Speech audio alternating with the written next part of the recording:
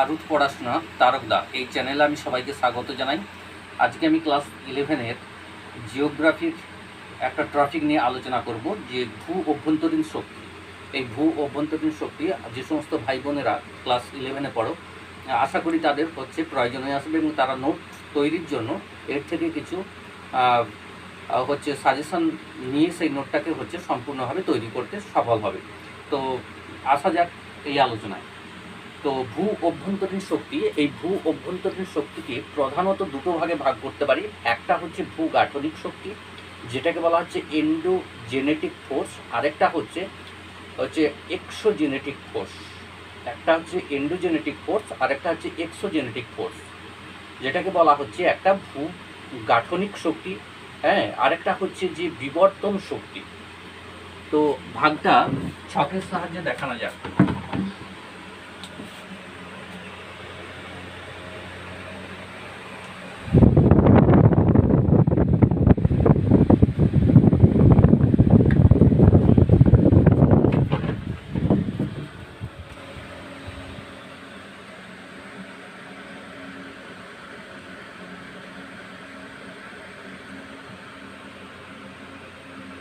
ভূ অভ্যন্তরীণ শক্তি, এই ভূ অভ্যন্তরীণ শক্তিকে আমরা প্রধানত দুটো ভাগে ভাগ করে থাকি।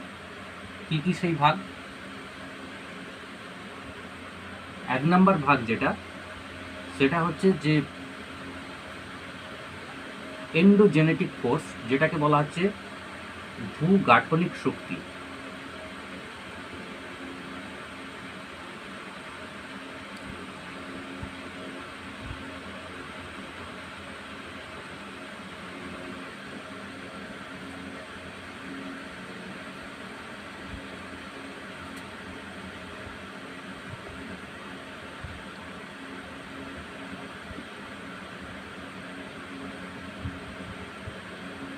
এন্ডোজেনেটিক ফোর্স, আরেকটা হচ্ছে এক্সোজেনেটিক ফোর্স, যেটাকে বলা হচ্ছে বিবর্তন শক্তি।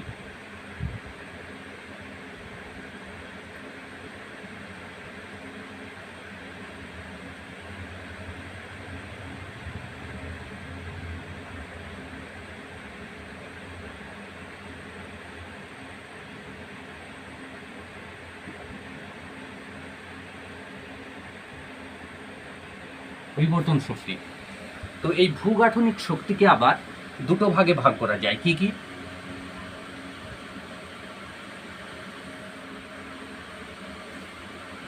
একটা হচ্ছে ধীর শক্তি,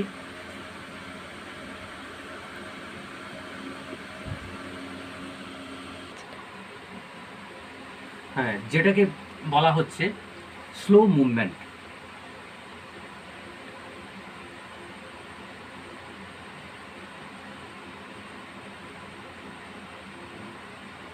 স্লো মুভমেন্ট বা স্লো ফোর্স। আরেকটাকে বলা হচ্ছে, একটা হচ্ছে ধীর শক্তি, যেটাকে বলা হচ্ছে স্লো মুভমেন্ট, আরেকটা হচ্ছে আকস্মিক শক্তি।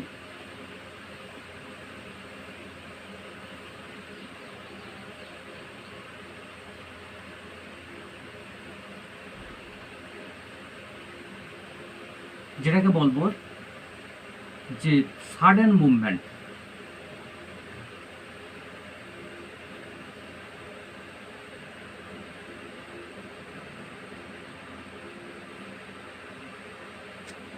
Sudden movement. তাহলে ধীর শক্তি, আরেকটা হচ্ছে যে আকস্মিক শক্তি, এই দুটো ভাগে আমরা ভূগাঠনিক শক্তিকে ভাগ করছি। তো এই ধীর শক্তিকে আবার দুটো ভাগে আমরা ভাগ করব। কি কি? না, একটা হচ্ছে মহীভাবক শক্তি,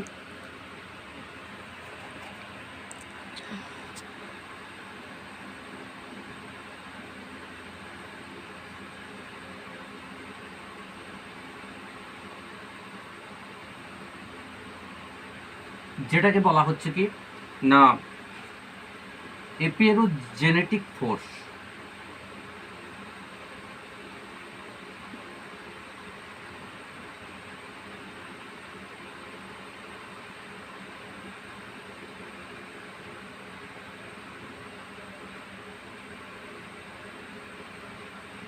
আরেকটাকে বলবো যে গিরিজনী শক্তি,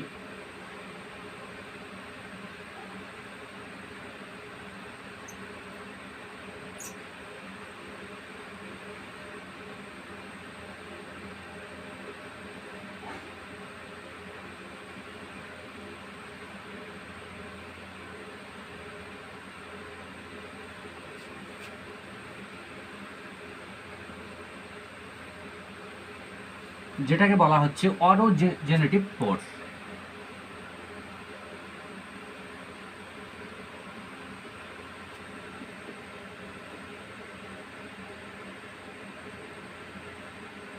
অরোজেনেটিভ ফোর্স। তাহলে ধীর শক্তির দুটো ভাগ, একটা মহীভাবক শক্তি যেটাকে বলা হচ্ছে এপিরোজেনেটিক ফোর্স, আরেকটা হচ্ছে গিরিজনী শক্তি যেটাকে বলা হচ্ছে অরোজেনেটিক ফোর্স। এবারে মহীভাবক যে শক্তি, এই শক্তির আবার দুটো ভাগ রয়েছে। কি কি না, মহীভাবক শক্তিকে দুটো ভাগে ভাগ করা যায়। একটা হচ্ছে ঊর্ধ্বমুখী শক্তি,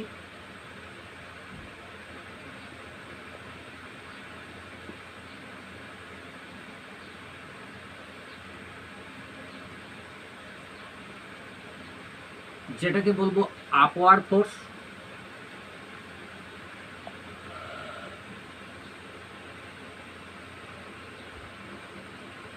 আরেকটা হচ্ছে কি না নিম্নমুখী শক্তি।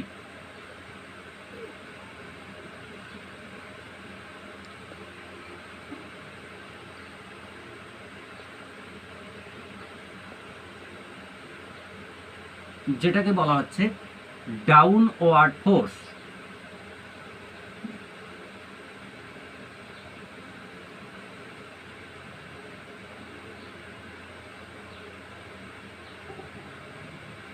Downward force.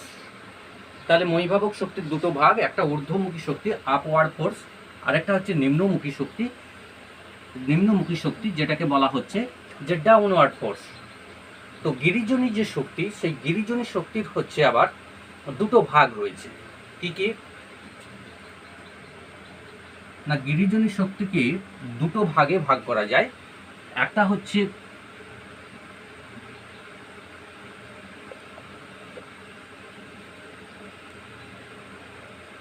সংনমন, যেটাকে বলবো কম্প্রেশন।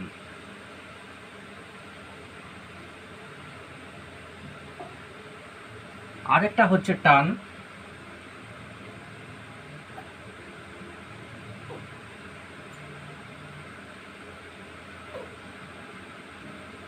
যেটাকে বলবো টেনটান।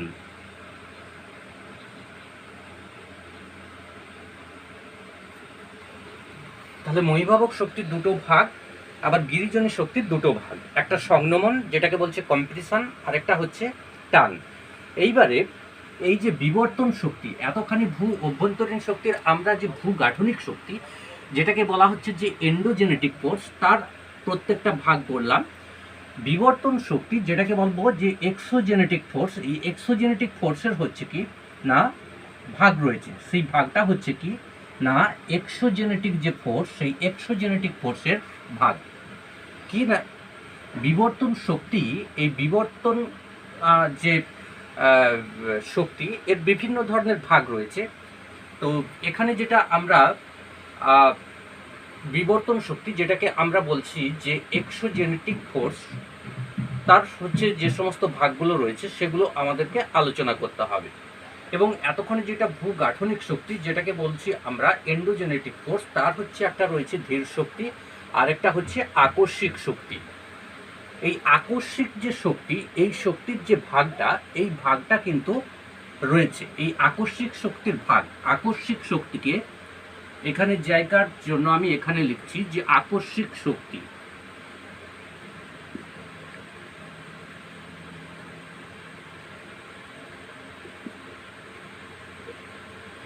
এটাকে দুটো ভাগে ভাগ করা হয়েছে। একটা বলা হচ্ছে যে আর্থকোয়াক, যেটাকে বলা হচ্ছে যে ভূমিকম্প,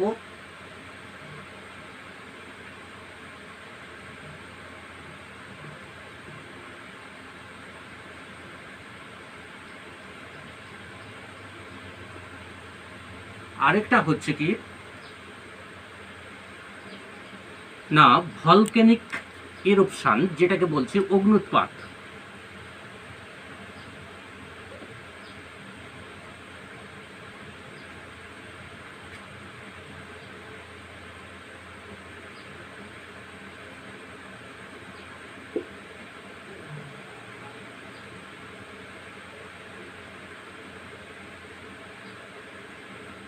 ভলকানিক এরপশন। তাহলে আকস্মিক যে শক্তি, এই আকস্মিক শক্তির হচ্ছে দুটো ভাগ, একটা হচ্ছে ভূমিকম্প যেটাকে বলছে আর্থকোয়াক, আর একটা হচ্ছে যে অগ্নুৎপাত যেটাকে হচ্ছে ভলকানিক এরপশন বলা হচ্ছে। আর এখানে যে বিবর্তন শক্তি রয়েছে, সেই বিবর্তন শক্তির হচ্ছে ভাগ রয়েছে, একটা হচ্ছে কি আবহবিকার,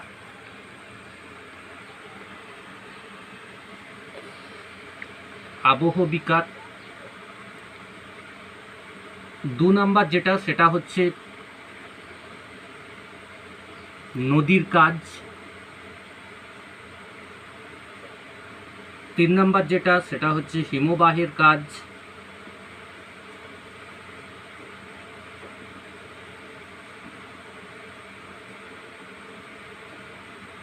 4 নাম্বার যেটা, সেটা হচ্ছে সমুদ্র তরঙ্গের কাজ।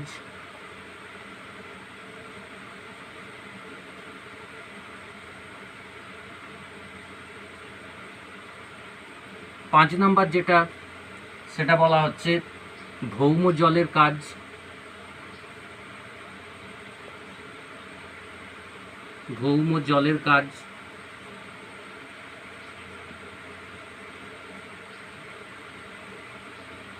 6 নাম্বার যেটা, সেটা হচ্ছে পুঞ্জিত ক্ষয়।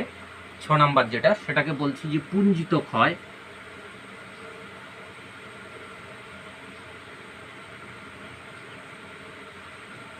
আর 7 নাম্বার যেটা, সেটা হচ্ছে জৈবিক প্রক্রিয়া।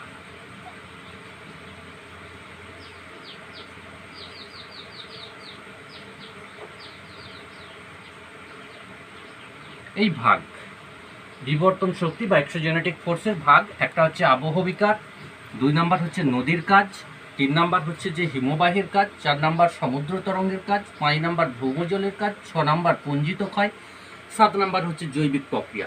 তাহলে এই যে ভূ অভ্যন্তরীণ শক্তি, তার এই ভাগ ছকের সাহায্যে তোমাদেরকে আমি তুলে ধরলাম। আমার যেটা এখন মেন আলোচ্য বিষয়, সেটা হচ্ছে ভূগাঠনিক শক্তির যে ভাগ রয়েছে, ধীর শক্তি, আকস্মিক শক্তি এবং মহীভাবক আলোড়ন, গিরিজনী আলোড়ন, এইগুলো সম্পর্কে ডিসকাস করব তোমাদের কাছে।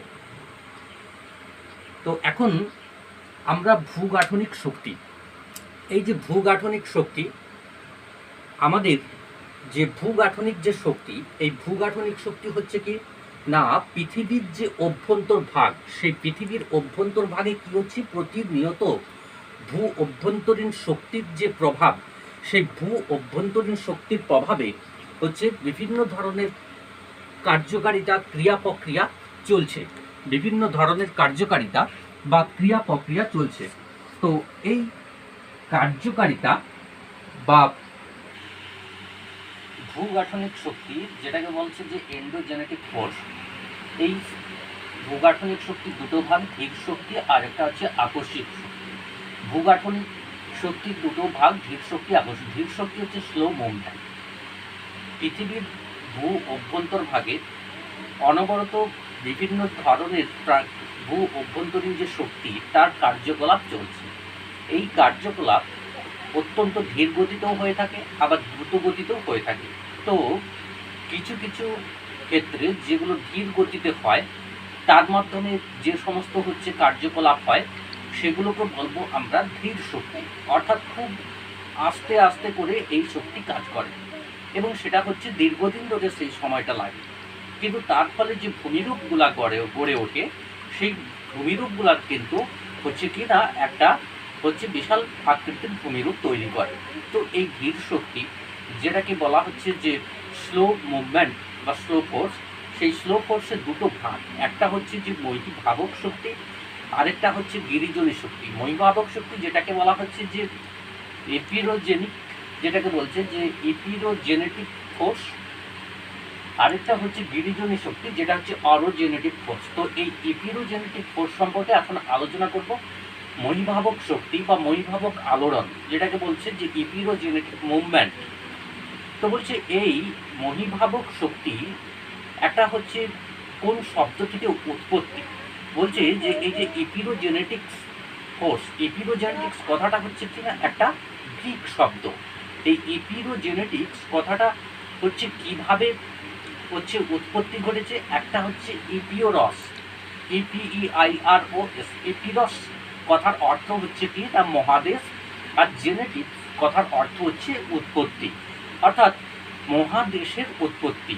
অর্থাৎ যে ভূ অভ্যন্তরীণ যে কার্যকলাপের মধ্য দিয়ে মহাদেশীয় হচ্ছে বিভিন্ন রকমের ভূমিরূপ হচ্ছে গঠিত হয়, মহাদেশের অভ্যন্তরীণ বা মহাদেশীয় যে হচ্ছে ভূমিরূপের সৃষ্টি হয়, সেটাকেই বলছে যে মহিভাবক শক্তি। তো এই যে মহিভাবক শক্তি বা মহিভাবক আলোড়ন, এই আলোড়ন হচ্ছে আবার দু রকমের হয়ে থাকে। একটা হচ্ছে ঊর্ধ্বমুখী, আরেকটা হচ্ছে নিম্নমুখী। একটা হচ্ছে আপওয়ার্ড ফোর্স, আরেকটা হচ্ছে ডাউনওয়ার্ড ফোর্স।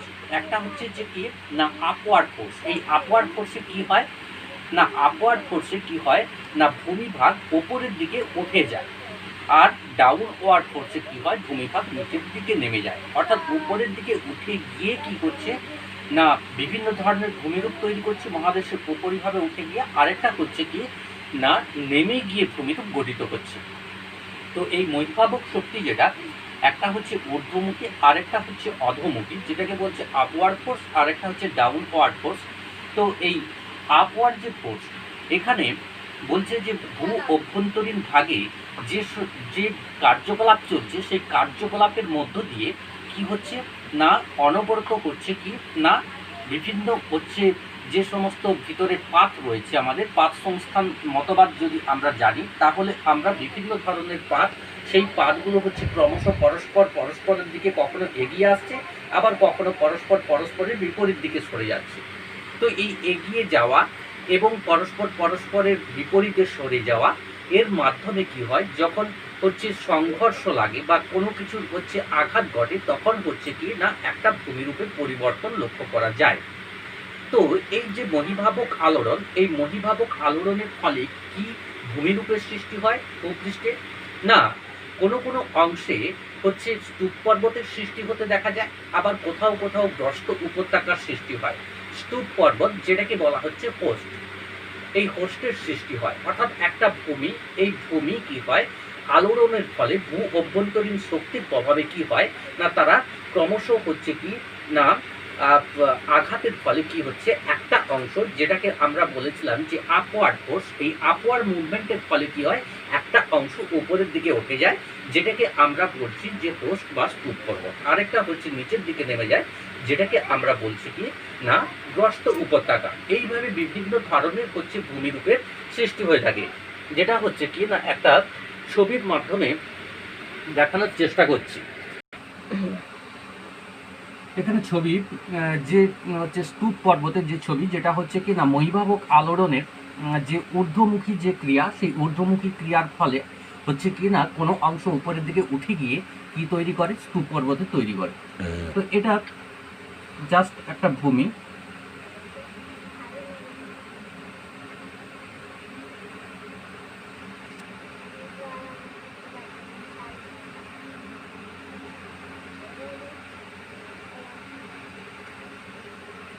এটা একটা ভূমিভাগ। তো ভূ আলোড়নের ফলে কি হয়েছে একটা অংশ এইভাবে উপরের দিকে উঠে গেছে।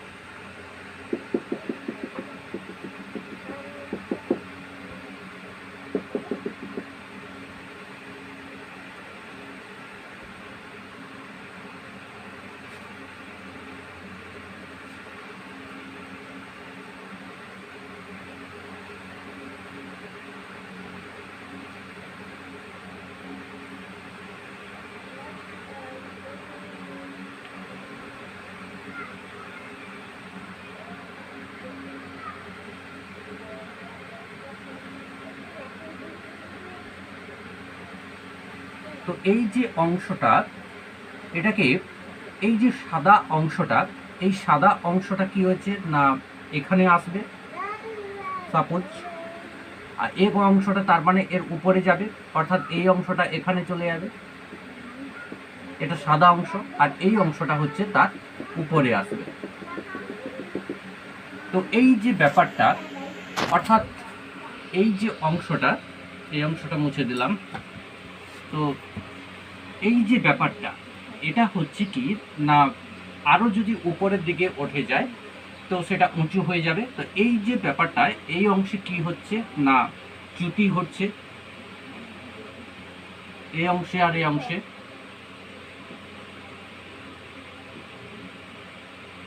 চ্যুতি হচ্ছে। আর এটা হচ্ছে কি না স্তূপ পর্বত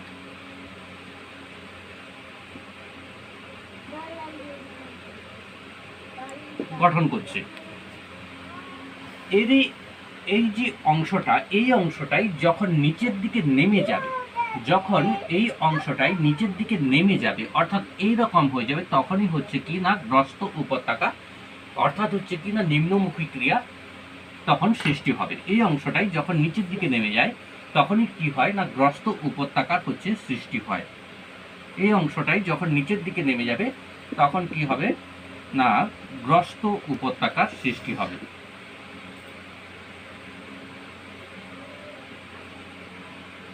তো এই যে জিনিসটা, একটা হচ্ছে কি না স্তূপ পর্বত, আরেকটা হচ্ছে গ্রস্ত উপত্যকা।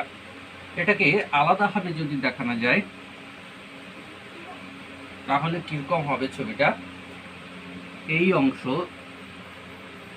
এই জাস্ট এটাকে যদি ধরা হয় যে ভূমি, তাহলে এই যে অংশটা এটাই হচ্ছে কি না গ্রস্ত উপত্যকা। তো এটাই হচ্ছে কি না স্তূপ পর্বত বা গ্রস্ত উপত্যকা যেটা দেখালাম। এরপরে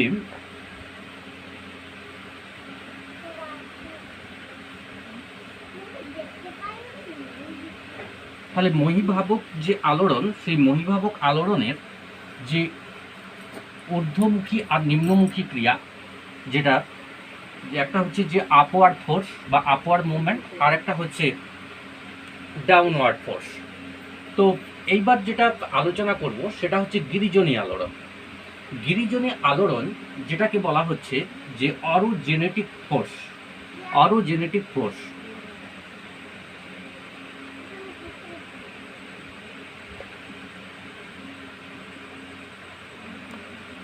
অরোজেনেটিক ফোর্স, এই অরোজেনেটিক ফোর্স এটা হচ্ছে কি না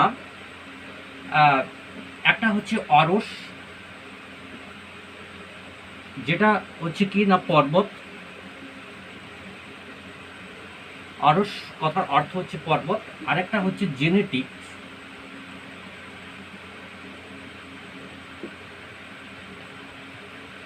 জেনেটিক্স কথার অর্থ হচ্ছে উৎপত্তি।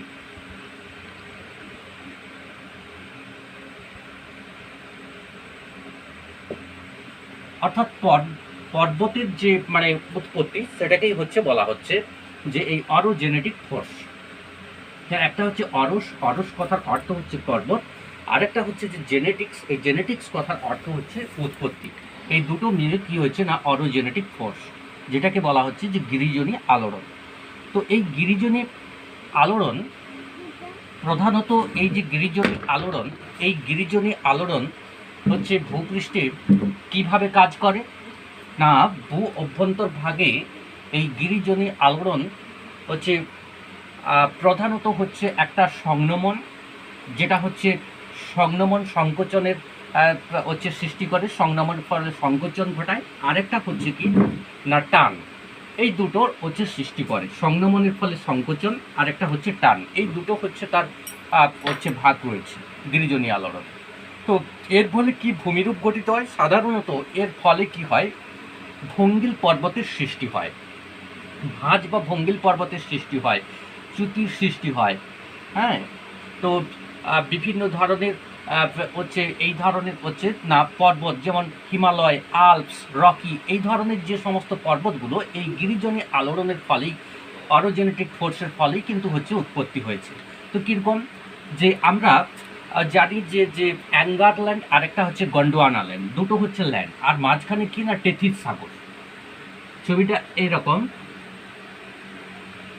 যে একটা হচ্ছে যে অ্যাঙ্গার ল্যান্ড, আরেকটা হচ্ছে গন্ডোয়ানা ল্যান্ড।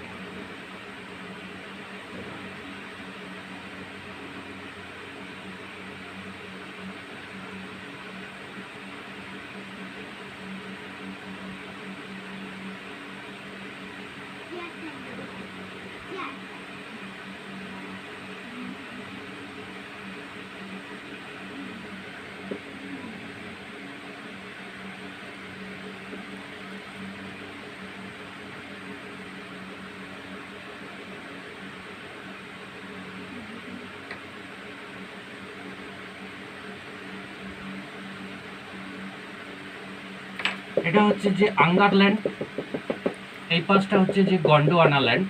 এই দুটো ল্যান্ড, দুটো দেশ, আর মাঝখানে কি না টেথিস সাগর।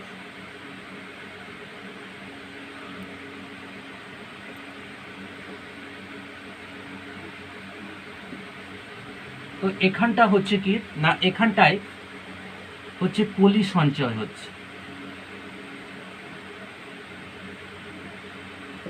পলি সঞ্চয়।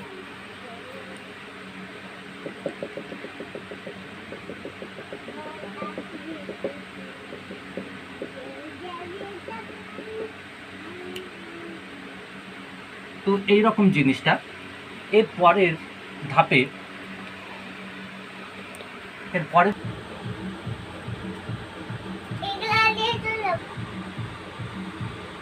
এখানে পলি সঞ্চয় হচ্ছে, পলি সঞ্চয়। এটা হচ্ছে টেথিস সাগর, এটা আঙ্গার ল্যান্ড, এটা গন্ডোয়ানা ল্যান্ড। তো এখানে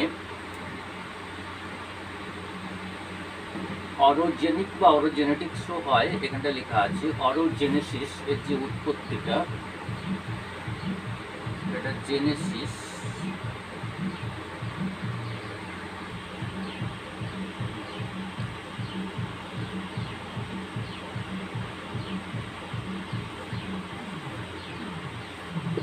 জেনেসিস, GENESIS, জেনেসিস কথার অর্থ হচ্ছে উৎপত্তি। তো জেনেটিক কোষও হয়, অরোজেনিক হয়, OROGENIC, অরোজেনিক। তো এখানে এই যে টেথিস সাগরের যে ব্যাপারটা, যে এখানে যে ফঙ্গিল পর্বতের উৎপত্তি যেটা দেখাচ্ছিলাম, এর পরের যে স্টেপ সেটা হচ্ছে দেখুন না, এই ধরনের আরও অনেকটা এগিয়ে আসবে। এই যে ডিস্টেন্সটা, এই ডিস্টেন্সটা কি হচ্ছে কমে গিয়ে এই ডিস্টেন্সে আসবে, অর্থাৎ ক্রমশ কি হচ্ছে দুটো ল্যান্ড পরস্পরের অভিমুখে হচ্ছে। হ্যাঁ, এটা হচ্ছে আঙ্গার ল্যান্ড,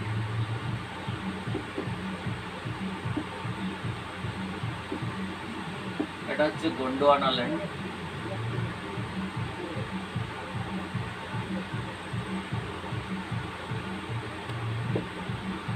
এটা টেথিস সাগর, এটা টেথিস সাগর। এই টেথিস সাগর, এটা পলি সঞ্চয় হয়েছে। এবারে কি না, পলি সঞ্চয় হয়ে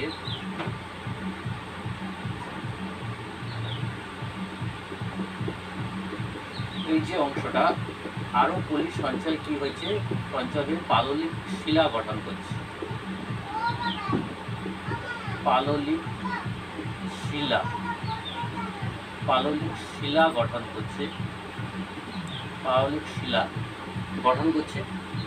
এরপরে হচ্ছে কি, যে পরের যে স্টেপটা আসবো সেটা হচ্ছে একেবারে ছোট হয়ে যাবে এই অংশটা দিয়ে। কি হবে না, এই অংশ পরস্পর এগিয়ে এসে যে চাপ সৃষ্টি করছে, সেই চাপের ফলে কি হচ্ছে ভঙ্গিল পর্বতের উৎপত্তি ঘটছে, ভঙ্গিল পর্বতের উৎপত্তি ঘটছে।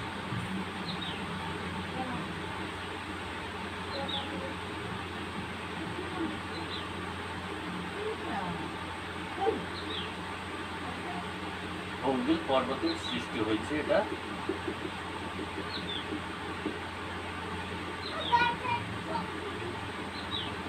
ভঙ্গিল পর্বতের সৃষ্টি করছে, এটা হচ্ছে ভঙ্গিল পর্বত।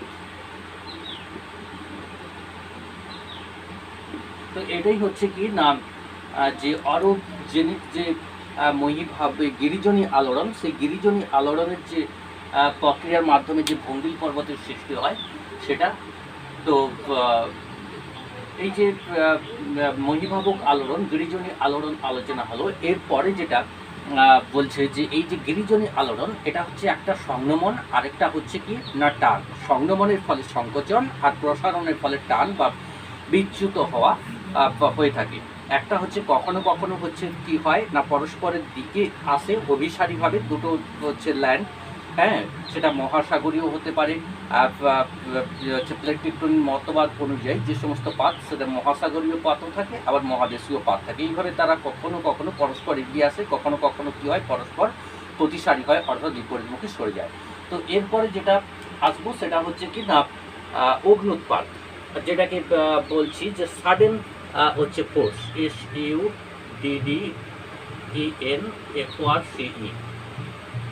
বা সাডেন মুভমেন্ট। তো এই সাডেন ফোর্সের কি হচ্ছে না দুটো ভাগ। একটা হচ্ছে কি ভাগ না একটা ভাগ হচ্ছে যে আর্থকোয়েক, আর্থকোয়েক EAR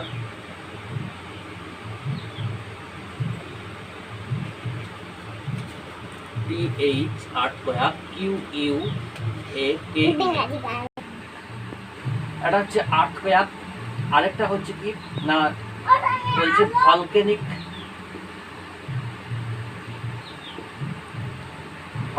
ইরুপশন। একটা হচ্ছে আর্থকোয়েক, যেটাকে বলবো ভূমিকম্প।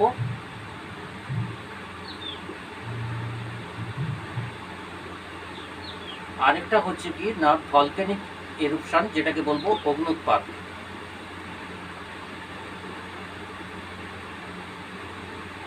তো এই ভূমিকম্পটা কি না ভূমিকম্প হচ্ছে যে ভূ অভ্যন্তরভাগে প্রবল ভূ অভ্যন্তরভাগে কি হয় না অনবরত হচ্ছে কি না ভূ অভ্যন্তরীণ শক্তির প্রভাবে হচ্ছে কার্যকলাপ চলছে, এবং সেই কার্যকলাপ আমরা কিভাবে বুঝতে পারি না ভূপৃষ্ঠে হচ্ছে কি তার প্রতিফলন ঘটে একটা কম্পন দিয়ে, এবং কোথাও কোথাও হচ্ছে যে কোনো পৃথিবীর যে ভূপৃষ্ঠ রয়েছে তার যে কোনো স্থানে কখনো কখনো বা কোনো কোনো সময় কোনো না কোনো জায়গায় এই ধরনের হচ্ছে কিনা প্রতিফলন ঘটছে। তো এই যে প্রতিফলন ঘটছে সেই প্রতিফলন ঘটছে খুব কম সময়ে, কিন্তু এর কার্যকলাপটা অনেক দিন, দীর্ঘদিন কয়েক হাজার হাজার বছর ধরে হচ্ছে কিনা এই প্রসেসটা বা প্রক্রিয়াটা ভূ অভ্যন্তরভাগে চলতে থাকে। তো এইভাবে ভূ অভ্যন্তরভাগে আলোড়ন সৃষ্টির মাধ্যমে ভূ পৃষ্ঠের যে ব্যাপক পরিবর্তনের সৃষ্টি হয় এবং যে কম্পন অনুভূত হয় সেটাকেই বলা হচ্ছে কিনা ভূমিকম্প, সেটাকেই বলা হচ্ছে যে ভূমিকম্প। এরপরে যেটা বলছে সেটা হচ্ছে যে অগ্নুৎপাত, যেটাকে বলছে যে ভলকেনিক হচ্ছে ইরুপশন। এই ভলকেনিক একটা যে ভলকেনিক ইরুপশন, সেই ভলকেনিক যে ইরুপশন যে অগ্নুৎপাত, সেই অগ্নুৎপাতটা হচ্ছে কি না ভূ অভ্যন্তরভাগে দীর্ঘদিন ধরে যে অনবরত হচ্ছে কার্যকলাপ চলছে, তার মধ্যে যে সমস্ত হচ্ছে ম্যাগমা, সিন্ডার, বর্ষ, বিভিন্ন তরল পদার্থ, গলিত পদার্থ রয়েছে, সেগুলো হচ্ছে কি হয় না একটা সময় কি হয় প্রবল গতিবেগে ভূপৃষ্ঠের বাইরে খুব অল্প সময়ের মধ্যে বেরিয়ে আসে। তো এই অল্প সময়ের মধ্যে বেরিয়ে আসে, কিন্তু তার প্রসেসটা হচ্ছে দীর্ঘদিনের। তো এইভাবে যে সিন্ডার, বর্ষ এগুলো বাইরে বেরিয়ে আসছে এবং এসে কি করছে না বিভিন্ন ধরনের হচ্ছে ভূমিরূপ তৈরি করছে, আগ্নেয় হচ্ছে পর্বত গঠন করছে, হ্যাঁ। তো এই যে প্রসেসটা বা প্রক্রিয়াটা যে ভূ অভ্যন্তরভাগে আলোড়নের ফলে এবং প্রবল হচ্ছে চাপে ভূ পৃষ্ঠে বেরিয়ে আসা এবং হচ্ছে কি না হচ্ছে আগ্নেয় হচ্ছে পর্বত গঠিত হওয়া, এটাকেই যে বলছে সেটা হচ্ছে কি না অগ্নুৎপাত। এই অগ্নুৎপাতের মধ্যে কি রয়েছে যে পথ, সেই পথে আসতে সেই পথে বিভিন্ন ধরনের হচ্ছে কি ভূমিরূপ সৃষ্টি করে, ডাইক, ল্যাকোলিথ, ফ্যাকোলিথ, ব্যাথোলিথ, এই ধরনের ভূমিরূপগুলো হচ্ছে কিনা সৃষ্টি হয় এবং হচ্ছে ভূপৃষ্ঠের বাইরে বেরিয়ে এসে আগ্নেয় পর্বত, আগ্নেয় শিলা এই ধরনের হচ্ছে ভূমিরূপ গঠন করে থাকে। তো আজকে আলোচনা অত্যন্ত দীর্ঘের আলোচনা হয়ে গেল, যেহেতু আমি হচ্ছে কি না টোটাল যে ভূ অভ্যন্তরীণ শক্তি তার প্রত্যেকটা হচ্ছে ভাগ নিয়ে আলোচনা করলাম। তো আজকের আলোচনায় মেনলি যে আলোচনা ছিল সেটা মহিভাবক আলোড়ন, গিরিজনী আলোড়ন। এই আলোচনা করতে গিয়ে আমাকে ভূ অভ্যন্তরীণ শক্তির ডিটেলস আলোচনা করতেই হয়। তো আলোচনা করলাম তোমাদের সামনে, বোঝার চেষ্টা করবে। তোমাদের নিশ্চয়ই হচ্ছে টেক্সট বই বা অন্যান্য বই রয়েছে, সেই বই এবং এই আলোচনা অ্যাডজাস্ট করে পড়বে। তো এখানেই আজকে শেষ করছি। আমার চ্যানেলকে অতি অবশ্যই সাবস্ক্রাইব করবে এবং যদি ভালো লাগে একটা লাইক আশাই করি, সেটা লাইকটা করবে। তো এখানেই আজকে রাখছি, এরপরে আবার দেখা হবে।